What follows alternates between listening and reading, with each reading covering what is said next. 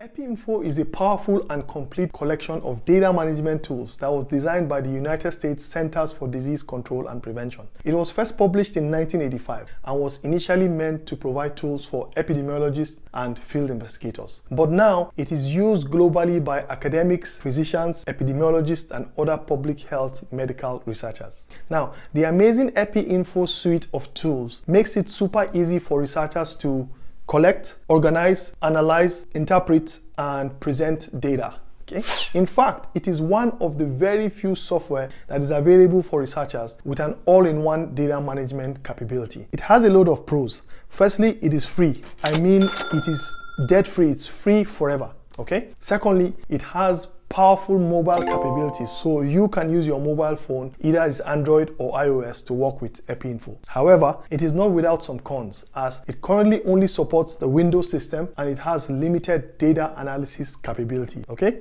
Now, if you want to learn how to use this amazing suite of tools, then join me on my brand new channel called Epi-info for the Rookie Researcher, where I take you on an amazing journey on how to use Epi-info for free. In my next video, God willing, I am going to be showing you a super easy way of installing Epi-info on your mobile phone, your iPad, and your laptop. But until then, peace.